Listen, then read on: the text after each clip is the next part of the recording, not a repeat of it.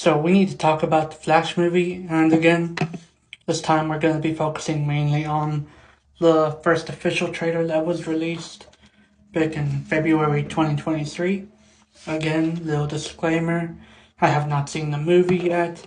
As I'm making this, it is the 21st of June, and again, I plan to see it this weekend if I can get these videos done.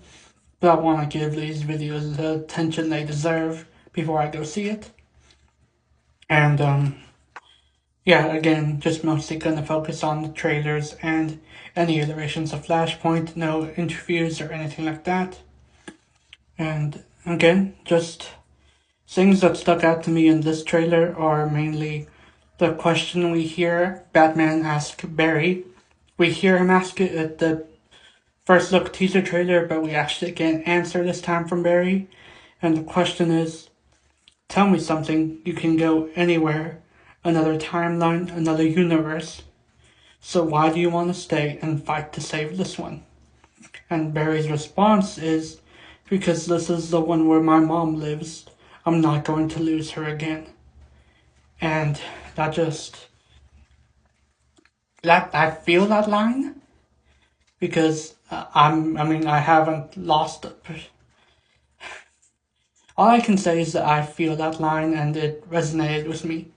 So with that line, I really hope I know focus is mainly going to be Flashpoint and then them fighting, but I also hope there's some more attention given to his mom and him having to make the difficult choice to go back and reset everything to how it should be.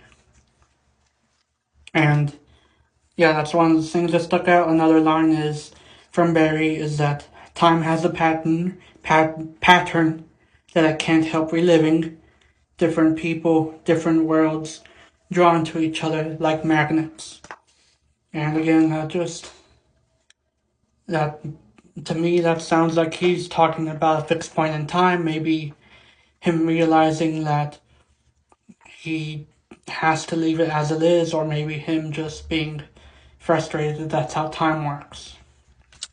But other things that stuck out to me were, again, we get two Barrys in this trailer, and then we get two Flashes, because we do see them go through the experiment, which, the one thing that did stick out is that we see it happen 3 times from what I saw. Is that lightning experiment, which looks like it happened in a lab or a classroom where both Barrys are there. We see Supergirl taking Barry up into the sky where there's lightning. And then we see the Batplane getting struck by lightning and having a cord that goes all the way down to Barry. So I'm interested to see what that means. Maybe he gets his powers, loses them, and then he has to do them again. Maybe the first time fails. Maybe again, these are just fake scenes and only one of them's real. Like I said, they can re-edit or cut scenes from trailers when the movie comes out. But we'll see what happens. Again, we get to see Michael Keaton as Batman, which, again, after seeing his movies recently, I get what the whole hype is about for him. And again, I'm Batman. That gets me. And what else?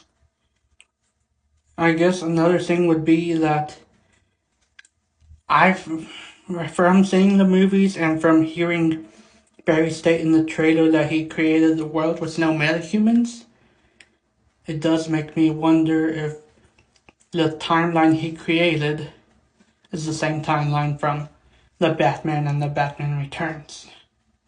I know that's a long shot because, again, could just be a different Batman, and we even see that the Batcave isn't the same as in the other 2 movies, but again, just speculation.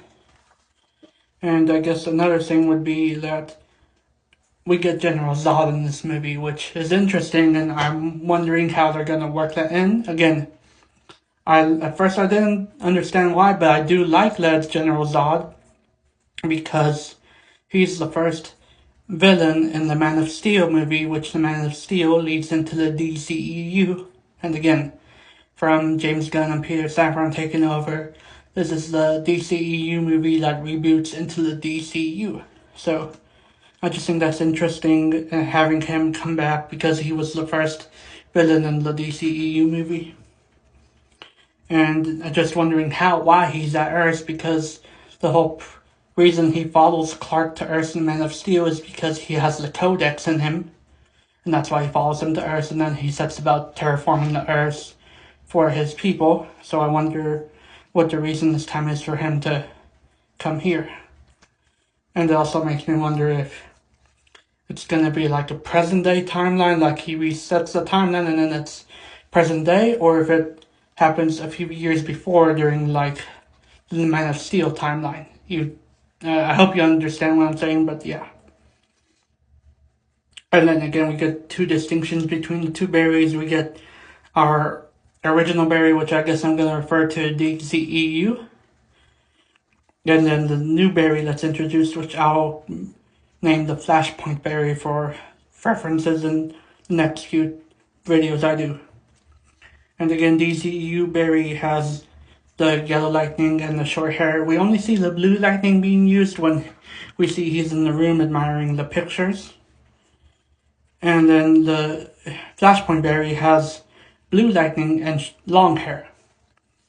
Again, and we get to see Ben Affleck as Batman again. That's nice.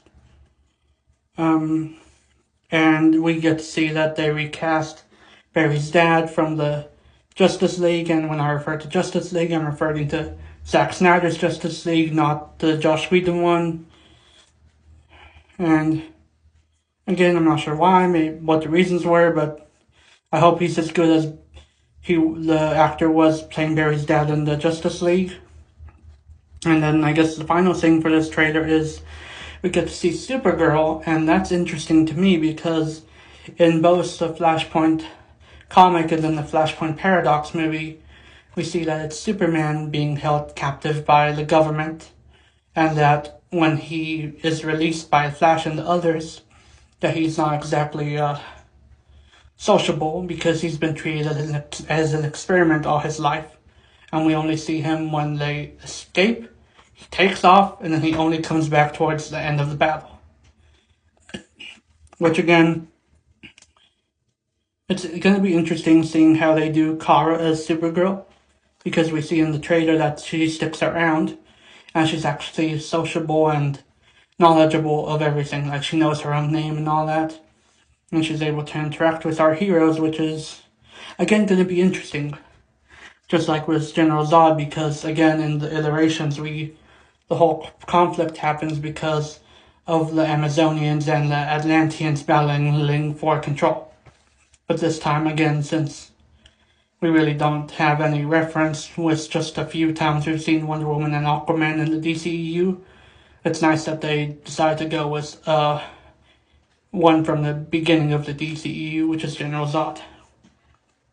But yeah, those were just my main takeaways from the first trailer, and again, I'm really excited to talk about the other two because it adds more things that I want to talk about, and a concept that I'm gonna like if they do it right, but I'm not sure how I'm gonna feel if they don't get the landing on it. But we'll talk about that when it's introduced in the next trailer, I believe, or the final trailer, but again, we'll see what happens. And again, if I got any information wrong, I do apologize. I'm just doing this from the trailers, so if there was anything released that contradicts what I'm saying, I apologize, but again, just doing the trailers.